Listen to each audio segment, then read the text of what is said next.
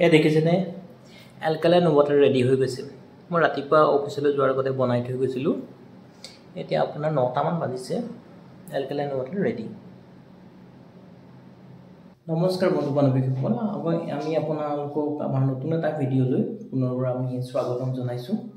আজি আমাৰ বিষয়টো হৈছে এলকালাইন ৱাটাৰ। এলকালাইন ৱাটাৰৰ ওপৰত আমি এই ভিডিঅ' বনাবলৈ ওলাইছোঁ। এই বিষয়ে কোৱাৰ আগতে মই আপোনালোকক এটা কথা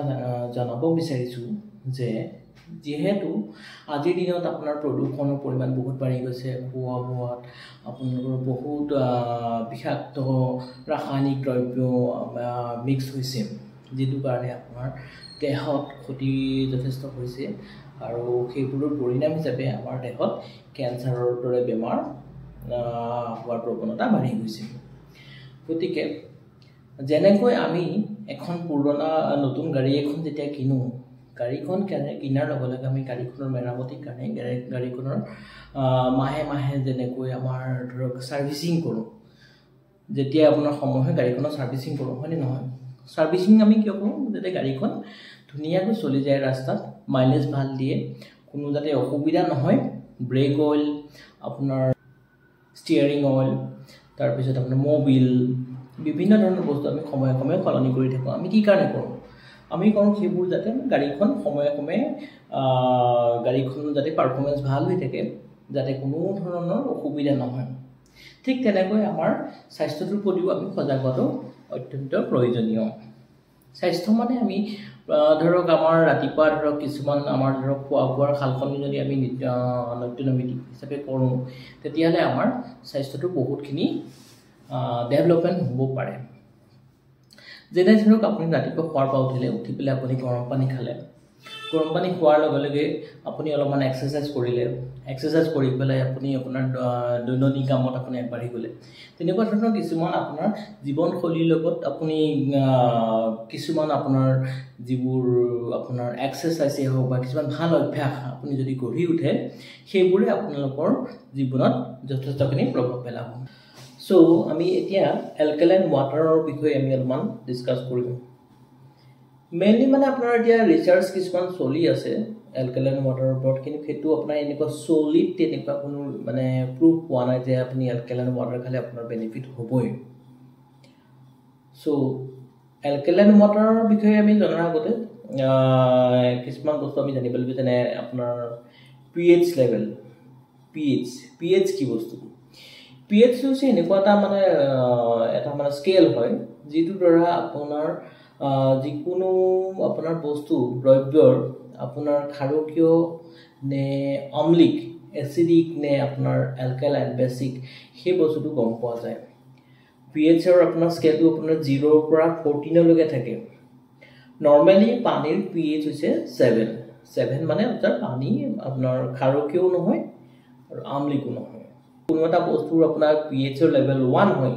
তেতিয়াহ'লে সেই বস্তুটো আপোনাৰ অতিমাত্ৰা এচিডিক।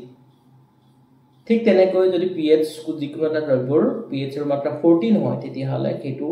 মাত্ৰা অতিমাত্ৰা এলকালাইন বা বেছিক, ক্ষাৰকীয়। কিন্তু আমি এতিয়া খাওঁতে পানীটো মানে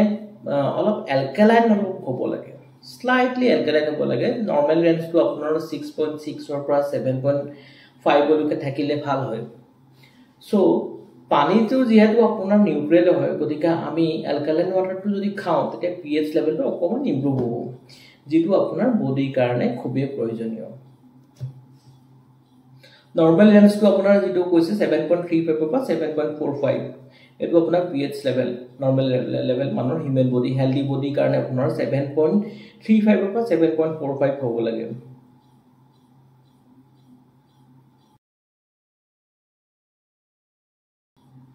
চ' আমি এতিয়া জেনেৰেলি আমি ৰেগুলাৰ ৱাটাৰেই খাই থাকোঁ। এতিয়া এলকালাইন ৱাটাৰ আমি কিয় খাব লাগে? এতিয়া বহুতো আপোনাৰ কিছুমান আপোনাৰ ভিডিঅ' ওলাই আছে যে এলকালাইন ৱাটাৰ মানুহ খাব লাগে। কিয় খাব লাগে? এলকালাইন ৱাটাৰ তেনেকুৱা গুণাগুণ কি আছে?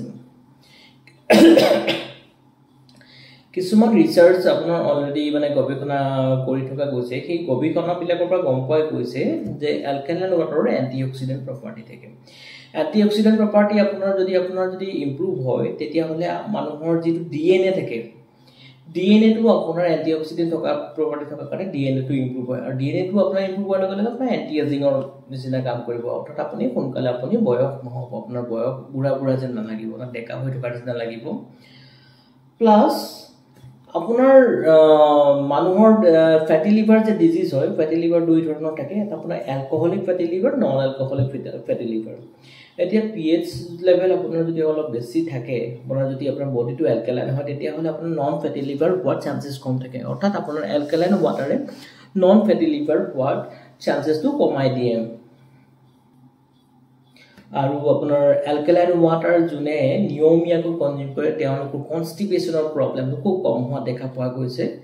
যেটো কাৰণ তেওঁলোকৰ পায়খানা যেটো হয় পায়খানাটো তেওঁলোকৰ মানে সহজ ধৰণে হয় তেওঁলোকৰ কোনো প্ৰবলেম নাথাকে পায়খানা হোৱাটো তেওঁলোকৰ সুবিধা হয় প্লাস আপোনাৰ যেটো কোলন থাকে মানুহৰ ভিতৰৰ তলৰ যিখিনি আপোনাৰ ক্ষুদ্ৰান্ত বৃহদন্ত যোনবিলাক থাকে ইন্টেষ্টাইন সেইবিলাক কোলন সেইবিলাক এলকালাইন ওয়াটাৰ সাফা কৰাত সহায় কৰে যাৰ কাৰণে মানুহজনৰ কনস্টিপেশনৰ প্ৰবলেমটো কম হোৱা দেখা পোৱা যায় আৰু এটা বেনিফিট আছে আপোনাৰ বোন ডেন্সিটি এলকালাইন ওয়াটাৰ কনজিউম কৰা সকলৰ বোন ডেন্সিটিটো ইমপ্ৰুভ হোৱা দেখা পোৱা গৈছে ইয়াৰ লগতে alkaline water আপোনাৰ immunity system to improve কৰিব plus যেহেতু alkaline water anti aging and আৰু antioxidant property আছে গতিকে তেনেকুৱা স্থলত alkaline water কনজিউম কৰা সকলৰ ক্যান্সাৰ হোৱাৰ প্ৰৱণতাটো কম পোৱা গৈছে নৰমালি আমি গ্ৰীন টি খাও গ্ৰীন টি আমি সেৱন কৰো as an antioxidant green tea টো বহুত ভাল আপোনালোকে যদি কনজিউম কৰিছে গ্ৰীন টি টো কনজিউম কৰিব পাৰে alkaline water এতিয়া কথা হৈছে কি আপোনাৰ এলকালাইন ওয়াটাৰ আপুনি কেনেকৈ আপুনি পাব এতিয়া বজাৰতো এলকালাইন ওয়াটাৰ কিনিবলৈ পোৱা যায় কিছুমানে আপোনাৰ ইলেক্ট্ৰোলাইসিস কৰি পেলাই আপোনাৰ পানীটোত মলিকিউল বিলাক আপোনাৰ সেপাৰেট কৰি পেলাই কিছুমান যিবিলাক আপোনাৰ এসিডিক প্ৰপাৰ্টি মলিকিউল থাকে সেইবিলাক আঁতৰাই পেলাই যিখিনি ক্ষাৰকীয় এলকালাইন প্ৰপাৰ্টিৰ মলিকিউল থাকে সেইখিনি সেপাৰেট ফিল্ট্ৰেচন কৰি পেলাই তেওঁলোকে এলকালাইন ওয়াটাৰ প্ৰস্তুত কৰে প্ৰথম হৈছে সেইটো দ্বিতীয় হৈছে আপুনি নেচাৰেল কিছুমান যেনে ধৰক আপোনাৰ যিবিলাক ঝৰ্ণাৰ পানী নদীৰ যিবিলাক পাথৰ শিলৰ মাজেৰে যিবিলাক চিপচিপিকৰ পানী ওলাই সেই পানীটো আপুনি এলকালাইন ওয়াটাৰ ভিতৰ অন্তৰ্ভুক্ত কৰিব পাৰে সেইটো মানে আটাইতকৈ পিউৰেষ্ট ফৰ্ম তাৰ পিছত কিছুমান বস্তু আছে যেনে আমি ঘৰতে প্ৰস্তুত কৰিব পাৰো যেনে ধৰক মই আপোনাক যেটো দেখাইছিলো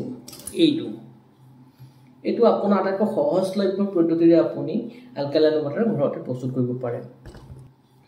সো আমি যিবোৰ পানী খাও এলকালাইন ওয়াটাৰ যিবিলাক খাও সেইবিলাকৰ যদি pH লেভেলটো আপোনাৰ 8 ৰ পৰা 9 ৰ ভিতৰত থাকেও তেতিয়াও আমাৰ বডিটোত একচুয়ালি আমাৰ ব্লাড ষ্ট্ৰীম বিলাকত যিবিলাক ব্লাড থাকে ব্লাডৰ এসিডিক মানে হেৰিটো বেছি থাকে সো আমি পানী খোৱাৰ লগে লগে এলকালাইন ওয়াটাৰ খোৱাৰ লগে লগে এসিডিক প্ৰপাৰ্টিটো ব্লাডৰ মানে অলপ নিউট্ৰেল কৰিবলৈ চায় আৰু এসিডিক প্ৰপাৰ্টি নিউট্ৰেল হোৱাৰ লগে লগে ব্লাডত আপোনাৰ ইনফ্লেমেশন বন্ধ হ'ব ইনফ্লেমেশন বন্ধ হলে আপোনাৰ যিবিলাক হাৰ্টৰ ডিজিজ থাকে সেই হাৰ্টৰ ডিজিজ হোৱাবিলাকো সম্ভাৱনা কম হোৱা দেখা পোৱা যাব আৰু এটা পদ্ধতি আছে যেটোৰ জৰিয়তে আপুনি এলকালাইন ওয়াটাৰ বনাব পাৰে সেইটো হৈছে আপোনাৰ বেকিং সোডা যদি আপুনি পানীত দিয়ে তেতিয়া হেতুও আপুনি এলকালাইন ওয়াটাৰ হ'ব পাৰে কিন্তু এটা কথা কোৱা যায় যে যিকোনো বস্তুৰে আপোনাৰ অতিমাত্ৰা বেয়া আপোনাৰ দেহত যিমানখিনি প্ৰয়োজনীয় উপাদান লাগে সেইমানখিনিহে থকাটো দৰকাৰ তাতকৈ বেছি আপুনি কনজিউম কৰিলে আপোনাৰ হাইপাৰএলকেমিয়া হোৱাৰ চান্স থাকিব পাৰে হেতু আকৌ কিছুমান ক্ষেত্ৰত আপোনাৰ বৈষম্যৰ সৃষ্টি কৰিব পাৰে যে যিকোনো বস্তু ধৰক যেন আপোনাৰ চেনি খালেও অতিমাত্ৰা চেনি খোৱাটো বেয়া তিতা খালে অতিমাত্ৰা তিতা খোৱাটো বেয়া ঠিক তেনেকৈ এইবোৰ বস্তু আপোনালোকৰ মানে এটা লিমিটতহে আপুনি খাব পাৰিব লাগিব জোখতকৈ বেছি খালে আকৌ সেইটো আপোনাৰ সাইড ইফেক্ট হ'ব পাৰে তেনেকুৱা কিন্তু এতিয়ালৈকে ৰিসাৰ্চত গম পোৱা গৈছে মানে এতিয়ালৈকে তেনেকুৱা কোনো এলকালাইন ওয়াটাৰৰ কোনো তেনেকুৱা সাইড ইফেক্ট পোৱা যোৱা নাই এতিয়ালৈকে কোনো তেনেকুৱা মানে সাইড ইফেক্ট পোৱাই নাই গতিকে আপোনালোকে ঘৰতে প্ৰস্তুত কৰি পেলাই এলকালাইন ওয়াটাৰটো আপোনালোকে ঘৰতে প্ৰস্তুত কৰি বনাই খাব পাৰে কেনেকৈ বনাইছে সেইটোটো আপোনাক মই দেখাইছো তথাপিতো আকৌ এবাৰ দেখাই দিছো এইটো চাওক পানীটো এই পানীটোৰ ভিতৰত আপোনাৰ ঘৰতে পোৱা কিছুমান ধৰক আপোনাৰ যেনে ধৰক গাজৰ তাৰ পিছত আপোনাৰ হালধি আৰু আদা তাৰপিছত নৰসিংহটো ঔষধীয় গুণ বহুত বেছি তাৰ লগতে আপোনাৰ তিয়ঁহ এনেকুৱা ধৰণৰ বস্তু কিছুমান আপুনি দি পানীত ভিজাই ৰাখিব লাগিব সেইখিনি আপোনাৰ 12 ঘণ্টাতকৈ বেছি হ'ব নালাগিব 12 ঘণ্টা আপোনাৰ মেক্সিমাম টাইম আৰু 12 ঘণ্টা হোৱাৰ পিছত সেই পানীখিনি আপুনি এক্সট্ৰেক্ট কৰি পেলাই আপুনি পানীখিনি আপুনি কনজিউম কৰিব পাৰে আপুনি খাব পাৰে ঠিক আছে এইটো দেখিছে এইটো মই ৰাতিপুৱা মই বনাই থৈ গৈছিলোঁ মিনিমাম আপুনি এনেকৈ দেখিছেনে আপোনাৰ ইয়াত আদা আছে হালধি আছে তাৰপিছত আপোনাৰ এইটো কাৰি পাত্তা বুলি যিটো কয় আপোনাৰ নৰসিংহ পাত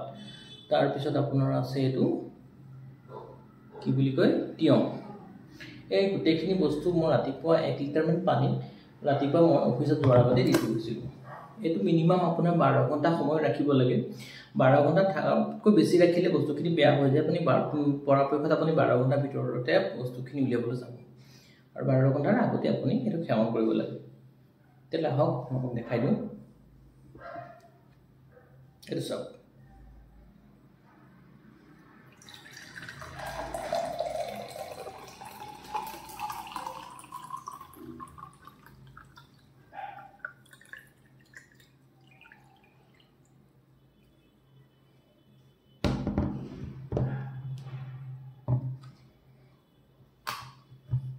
দেখিছেনে এনেকুৱা পানী আপোনালোকে ডেইলি মিনিমাম যদি আপুনি 2 লিটাৰ মানো খায় আপোনাৰ স্বাস্থ্যৰ কাৰণে বহুতেই প্ৰয়োজনীয় বহুত উপকাৰী আপোনালোকে ট্ৰাই কৰি চাব পাৰে এইটো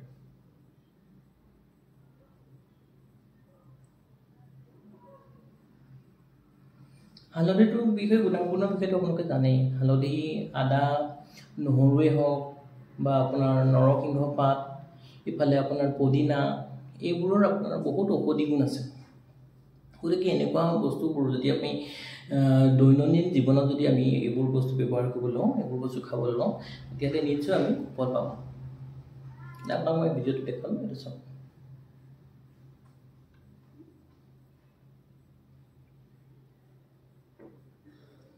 অলপমান খাবলৈ আপোনাৰ টেষ্টটো অলপমান বেলেগ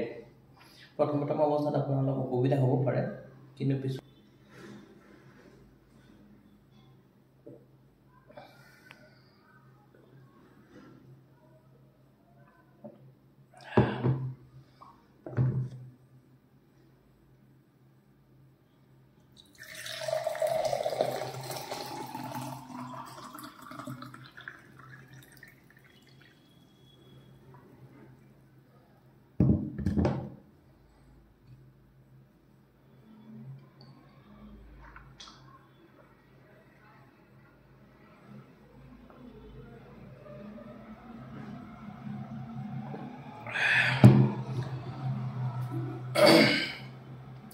মই 2 গিলাচ খালোঁ